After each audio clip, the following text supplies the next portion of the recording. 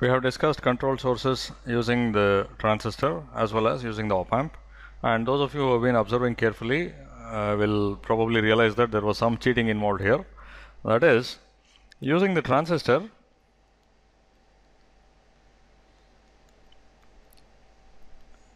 I did realize all four kinds of control sources: voltage controlled voltage source, voltage controlled current source, current controlled current source, and a current controlled voltage source. But voltage controlled voltage source had a gain of 1. Okay, I didn't realize V naught equals K times Vi, where K is something other than 1. And similarly, the current controlled current source had a gain of 1. Okay, I didn't realize I naught equals K times II, where K is something more than 1. And in case of the op-amp, I discussed only the voltage controlled voltage source and the current controlled voltage source. Of course, the voltage controlled voltage source had a gain that could be anything. Okay, K can be greater than 1 in this case. Now, why did I limit myself to these, and why did I constrain myself to a gain of 1 for the voltage controlled voltage source and the current controlled current source? The point is, let's say if we had a control source like this, that is a basic control source which was like this. If there is some Vx, this gives me some Gm times Vx. Or alternatively, I could have a voltage controlled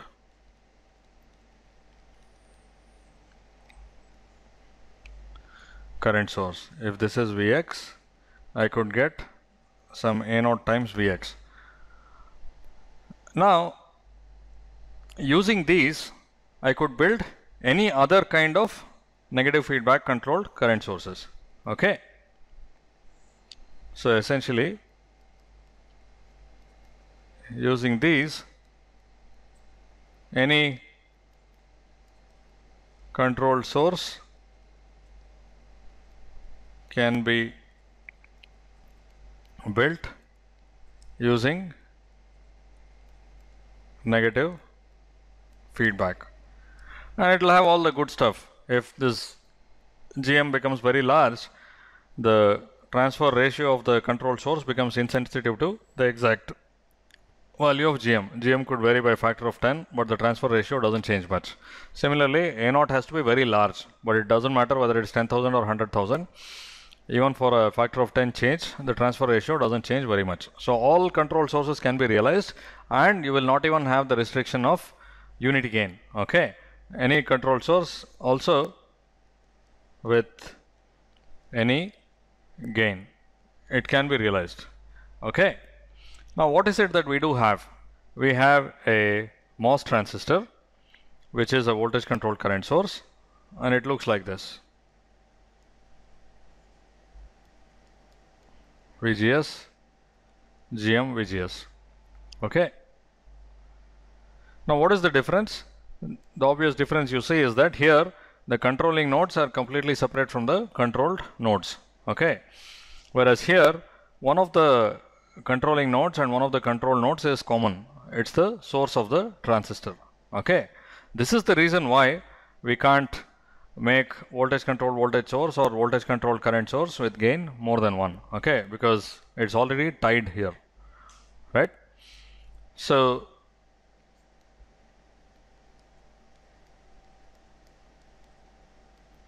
these two have unity gain. Okay, so with this anything can be made, but it's almost like we are given this control source, but with these two tied permanently together. Okay, so we can't break that. Of course, it's part of the transistor, so we can't realize gain more than 1. And the op-amp, while it's a voltage controlled voltage source, is also not like this. Okay, it's not like this one here. Okay, so what we have is this, and this is separate from the control side, but on the control side, one side is implicitly grounded. This will be the common reference node in the circuit. So you can't lift this terminal off the ground, it's part of the op-amp. And we have only this terminal that is free. And this is why we can't realize the current sources, either the current controlled current source or the voltage controlled current source. We can't do this. Because when you realize a current source, you need two terminals. That is, let's say you provide the current output from there. To sense the current output, you need the other terminal, because some current is flowing from here to there. You sense it at this terminal and you provide the current output at that terminal. Both terminals have to be free for a current output device. Okay, like a current controlled current source or a voltage controlled current source. Now, because we don't have access to both terminals, we can't obtain a current output from an op-amp. Okay, so this is why essentially I led the discussion to whatever we can realize. Now, how would we go about realizing gains more than one using MOS circuits? MOS voltage controlled voltage source or a current controlled current source with K greater than 1. Can we do this? Please think about it. Maybe pause the lecture and think about it. Now, it turns out that knowing what we do now, we can still do this. One easy way to do it is you have a MOS voltage controlled current source and follow that with a MOS current controlled voltage source. Okay, I will show it schematically like this. If this is Vi, I will get something here which is IO1, and I will get something there which is VO, and IO1 will be some GM times Vi, and VO will be some Rm prime times IO1. Together we will get a gain of GM times Rm prime, which can very much be set to greater than 1. And if you want to realize a current controlled current source, you simply reverse the order of cascading. Okay, you first have a current controlled voltage source, and after that a voltage controlled current source. If you have an input current, you will get VO1 from that, and you will get IO from there. And again, the gain can be adjusted to be more than 1. Now, this is possible. It is very much possible to realize gains more than 1 for a voltage controlled voltage source or a current controlled current source using only MOS transistors. But one thing here is that there are two separate feedback networks, one to realize this stage and another one to realize that stage. Okay. Now, it turns out that you can also do these things using MOS transistors with a single feedback circuit. Again, these are not things I'm going into in great detail, but I'll just suggest it, and as an exercise you can try to do it yourselves. It's actually quite fun.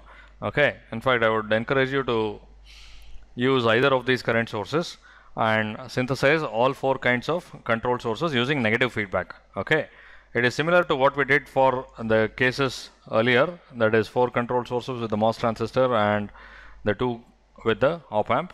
But now if you do have all 4 terminals free, you can realize everything. Okay, so you can try to do that. Now, how can we do that in practice? One possibility is to not just use single transistor. Everything we tried so far is with 2 transistors. So again, I'll show schematically the picture. I'm not going to show biasing and so on. So let's say this is the input. You have to replace the incremental equivalent and carry out the analysis and so on. And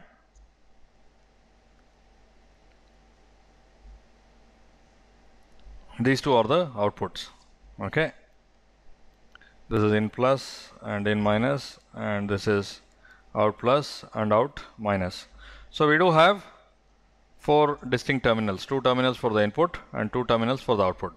Of course, you first synthesize the signal picture using this and add biasing to get the complete circuit. This is still not exactly equivalent to this one.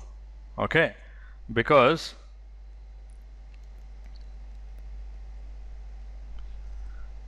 in this case no current flows into this or that terminal, whereas in this case no current flows into that one, but some current does flow into that one. So it's not exactly equivalent, but you can still work with this. And another combination which will let you make all 4 control sources is to combine an op-amp with a transistor. Okay, so you have the 2 input terminals over there and 2 distinct output terminals over there. Whatever current goes in here comes out there, so you can sense the current as well as provide it to some other circuit. And using this you can realize all 4 kinds of sources, and this is roughly equivalent to that one. Okay. So in fact, I would encourage you to try this out, try to synthesize these things, and it will actually help you a great deal in your understanding of circuits. Okay. So with this, you can in fact synthesize all 4 kinds of control sources with no restriction on gain. Okay.